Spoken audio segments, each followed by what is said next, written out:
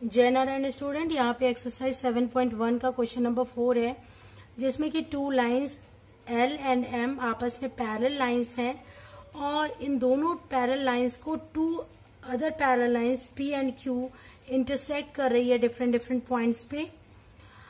जो point of intersection है A, B, C, D, ये क्वाड्रिलेटरल फॉर्म कर रहे हैं और ये क्वाड्रिलेटरल टू ट्राइंगल्स में डिवाइडेड है। अब इन्हीं दोनों ट्राइंगल्स को हमें यहाँ पे कॉन्ग्रुएंट प्रूव करना है। फर्स्ट ट्राइंगल हो गया ABC कॉन्ग्रुएंट टू ADC हमें करना है। तो यहाँ पे हम नोट कर लें कि क्या हमें प्रूव करना है। Triangle ABC congruent to triangle ADC, यानी ये वाला फर्स्ट ट्राइंगल सेकंड ट्राइंगल के कॉन्ग्रुएंट है, ये हमें प्रूव करना है।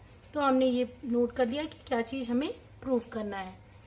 अब किसी भी टू ट्राइंगल्स को कॉन्ग्रुएंट प्रूव करने के लिए कम से कम 3 पार्ट को कॉन्ग्रुएंट प्रूव करना यानी इक्वल प्रूव करना होता है। तो हम इन दोनों ही ट्राइंगल्स में 3 पार्ट को इक्वल प्रूव करेंगे।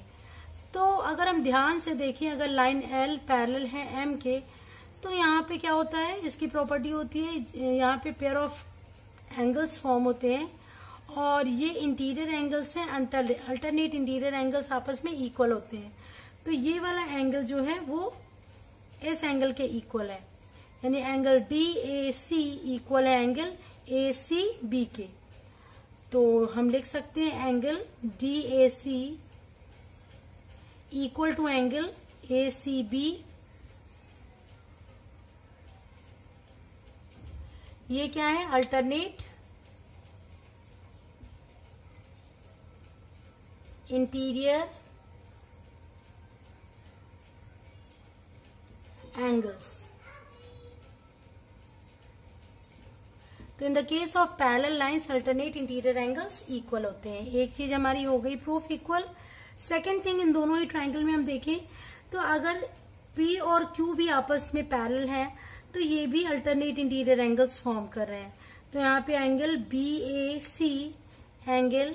BAC इक्वल हो गया angle ACD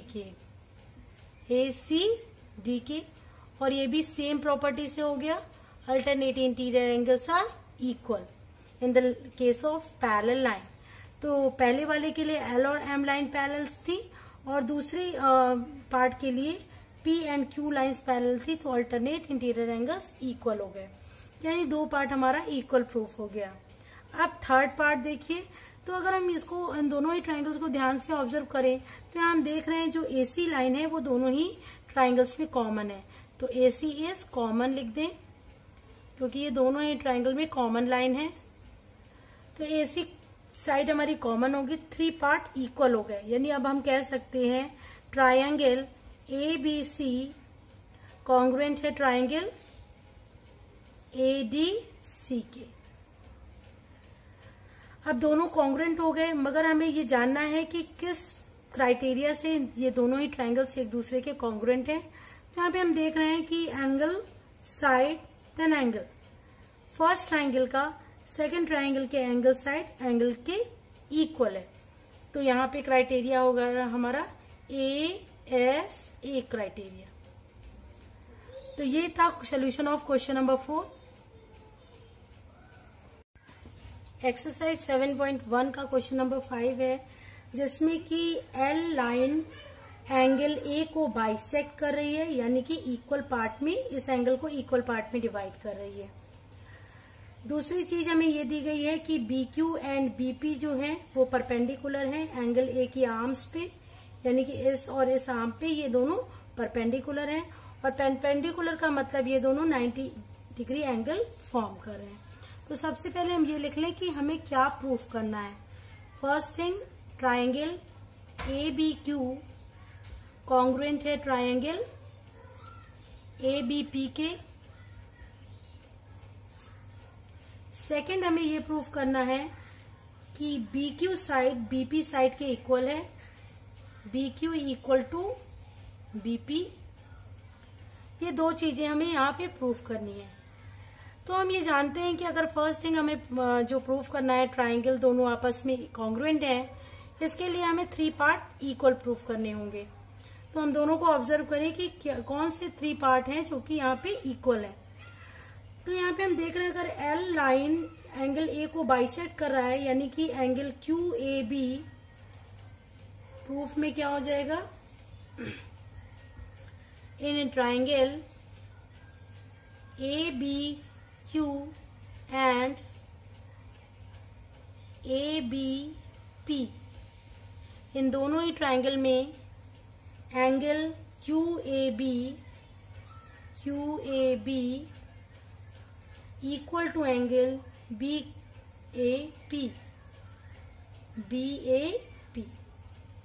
Q A B and B A P दोनों आपस में इक्वल है क्योंकि ये लाइन बाइसेक्ट कर रही है एंगल्स को। L is bisector. एल हमारा एंगल बाइसेक्टर है, तो ये दोनों एंगल इक्वल हो गए। दूसरी चीज हमें ये पता है कि बी क्यू और बीपी परपेंडिकुलर है ए की आर्म्स पे, तो ये दोनों ही एंगल 90 डिग्री के हो गए, दिस एंड दिस। तो यहां हम लिख सकते हैं एंगल बी क्यू ए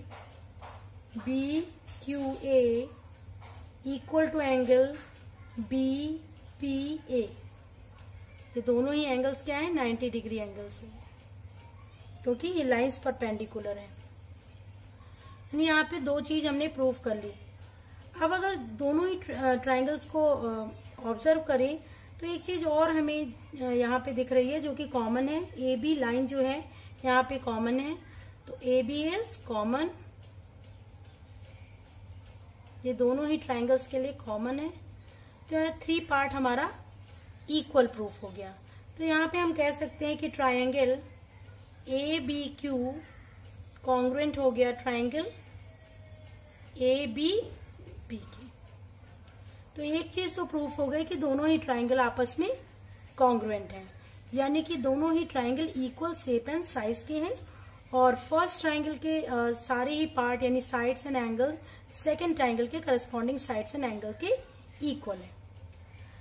तो यहाँ पे हमें बी क्यू बीपी के इक्वल प्रूफ करना है। तो हम समझ रहे हैं कि अगर ये दोनों हमने प्रूफ कर दिए कि कॉन्ग्रुएंट हैं, तो सारे पार्ट सेकंड ट्राइंगल के सारे पार्ट के इक्वल होंगे।